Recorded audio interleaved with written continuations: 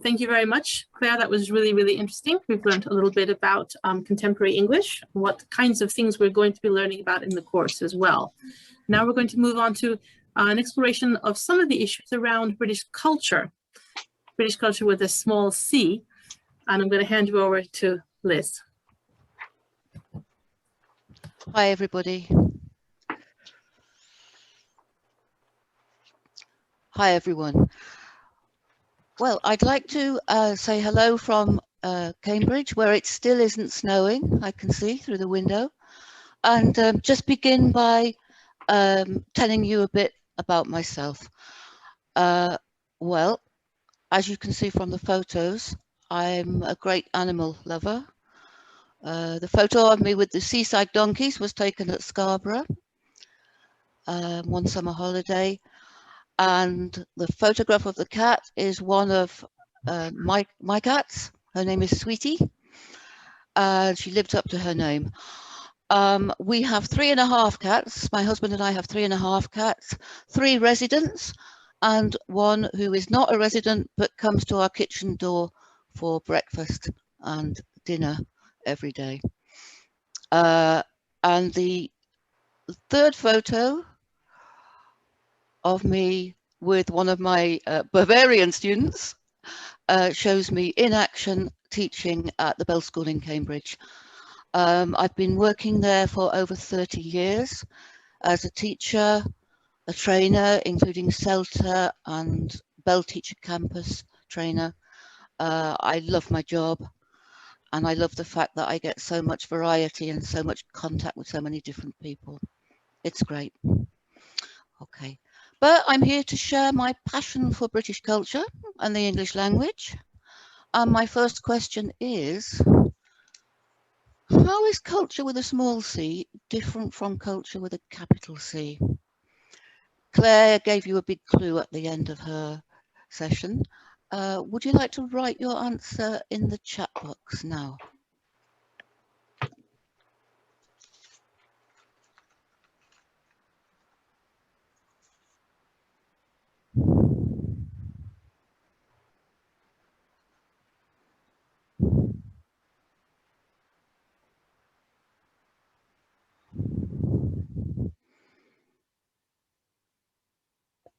Interesting. Okay. Yeah, I agree.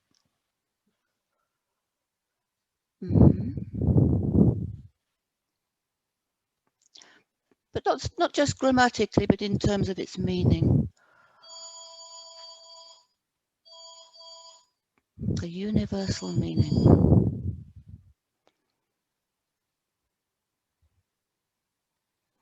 Okay. Mainstream. That's culture. Is that culture with a small c or a large? I can't make that out. A large C, mainstream. Okay, yeah. Thank you. Thank you.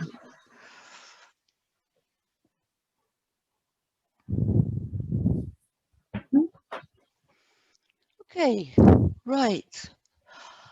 I would add to what you've put. I would say that for me, culture with a capital C looks at highbrow culture, things like opera, ballet, theatre, literature.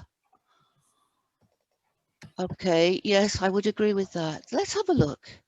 Just read what I've put here on the slide. Yes, I agree, Tanya, I agree with you. Yeah, so culture with a small c. The first point is important. It embraces everything that draws us together as a nation, regardless of age and social class. Could be the lyrics of a song, for example, All You Need Is Love, or a soundbite from someone in the public eye. During the first lockdown, we had the soundbite, Eat Out to Help Out, where the government, once lockdown had finished, the government encouraged us to go out and eat in pubs and restaurants by subsidizing it. It could also be something so striking that everybody repeats it and it works its way into our language. that's the way I see it. And we'll be looking at culture with a small c in webinar 2 next Thursday, where we look at a series of cultural icons, the things that we cherish, talk about, enjoy as a nation. Okay, let's move on. I would, yes, that's a confirmation of what I've just said. I would also say that I think there is an overlap between the two types of culture. For example, everybody, regardless of their social standing, appreciates bits of classical music. Vaughan Williams, The Lark Ascending, for example, loved by the whole nation. People who like ballet might also watch Strictly Come Dancing. You probably have it in Serbia and call it Dancing with the Stars. It's universally appreciated by those who are into both culture with a small c and culture with a large. Okay, let's move on. And let's have a look. I'm going to give you 3 examples here of how popular culture has produced words which have become embedded in the language and reflect what's happening in society, in politics, and so on. Don't know if you know this phrase. I think you probably do. White van man. We see a white van in the picture, but it actually expresses a social stereotype. Think about this. A social group who earn their living in a similar way, behave according to a stereotype, and vote for the same party. Okay, let's move on and clarify that. Oh, sorry, that's the next one. Let me explain to you. White van man might vote for the Conservative Party because they are working class right wing very often. They behave according to a stereotype in that their driving is not considerate towards other drivers. And when they see an attractive woman, they are likely to make it clear that they have seen her. Oh, hello, darling. And they are often self-employed and drive a white van, which might have no name or contact telephone number on the side, so they can't be reported for any inappropriate behaviour. That is white van man. The next example, let's move on to that. Now this verb has been around for quite a long time, but I've included it because it's still alive and kicking. It's still used a lot. The picture represents the situation. It might just jog your memory about what it means. As you probably know, we Brits are obsessed with owning our own houses, and a lot of our conversation is about the house we're going to buy, we would like to buy, etc. There are television programs on daytime television about this. Okay, so what exactly does it mean? Let's move on to the next slide. Just read that to yourself, and I'll give a bit more detail on it.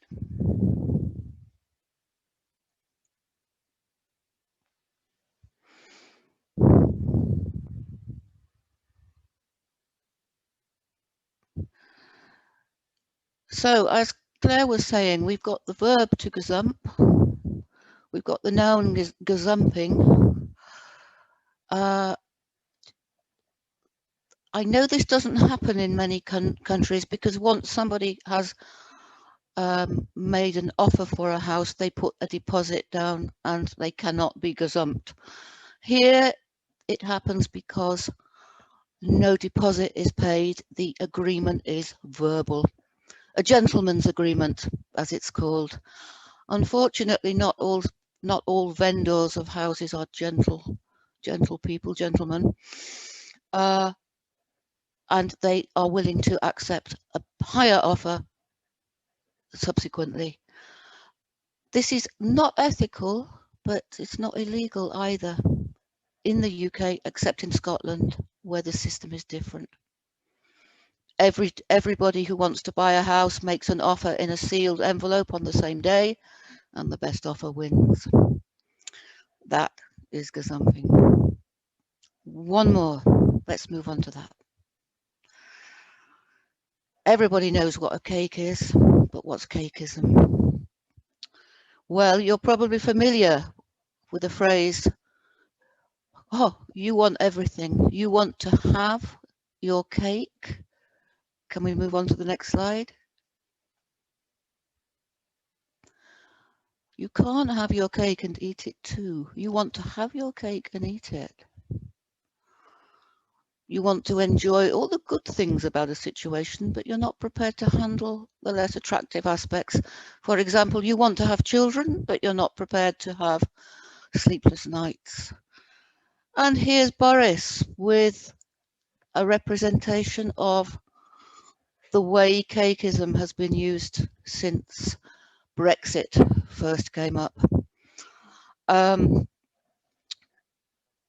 In negotiations for the terms of Brexit,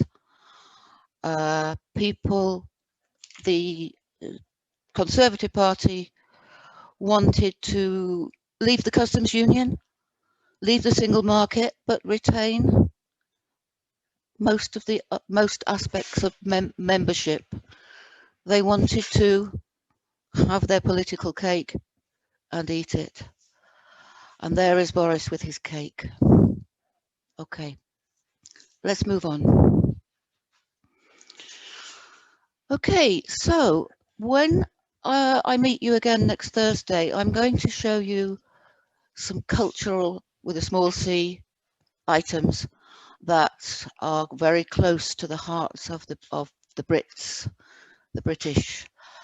I'd like you to talk in your breakout rooms about the idea of culture with a small c in Serbia. If you were going to give a presentation about this to a group of foreigners, what groups would you include? Okay, so make a list, and one person should be ready to copy the list so that it can be shared later. Okay. So that will be important later because we will be continuing the discussion on Facebook, and I will tidy up the chat and you will get a copy of everybody's lists. All right. You'll have about 5 minutes to do this because I'm looking at the clock at the same time. Okay. We'll be going to breakout rooms. I'll be with you in a second. Yeah, just maybe 1 minute. Mm-hmm.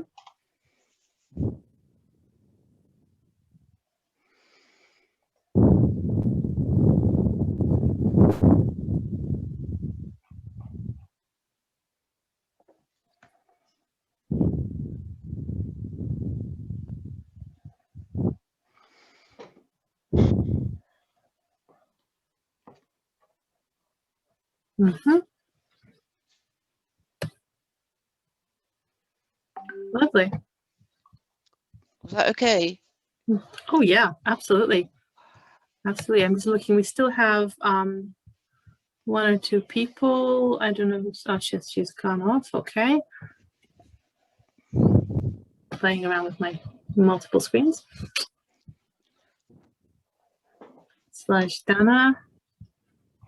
She's gone. Okay.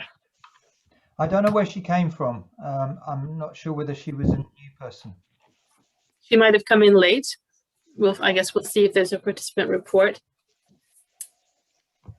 I must admit, I'm kind of interested in the fact that we have Yusuf here, who's in the Sudan. I'm kind of wondering, does he work in Albania or sorry, in Serbia at some point, or we'll have to explore that later. Didn't really like to ask at the time. No. But that's wonderful. I don't know how people get these links, but go for it. I couldn't care less. I'd be thrilled to have him in the course. Oh, sorry. How long?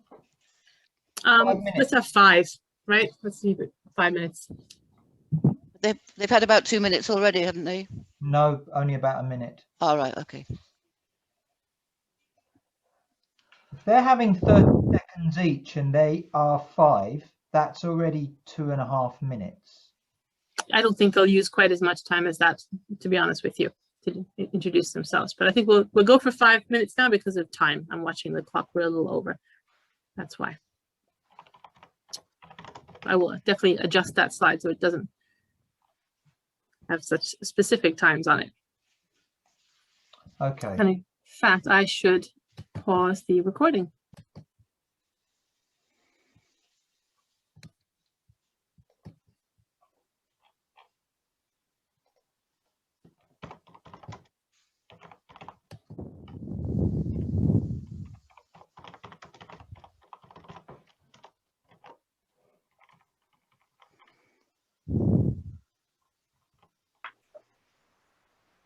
Okay, we're looking forward to seeing the lists. List of your ideas in the chat.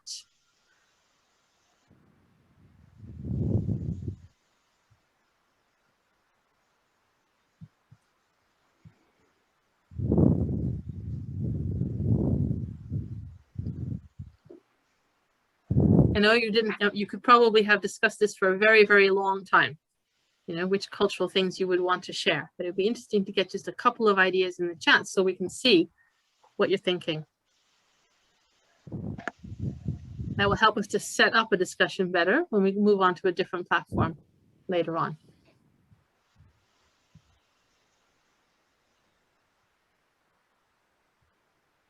Ah. Mm-hmm.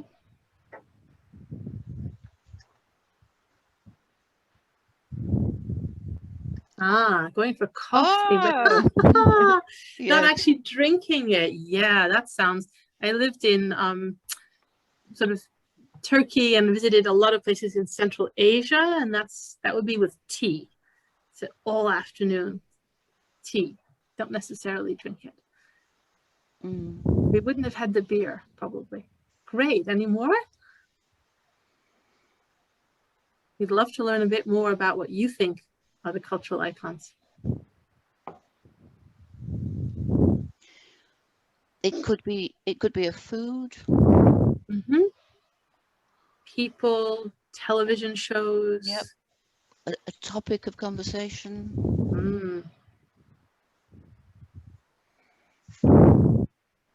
Going on picnics. Is that a thing where you are?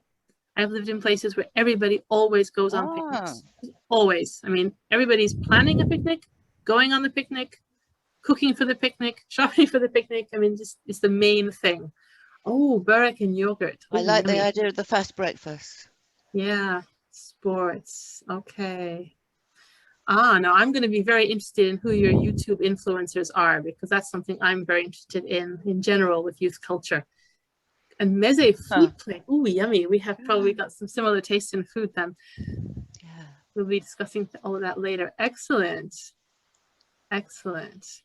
Christina, we've got a hand up.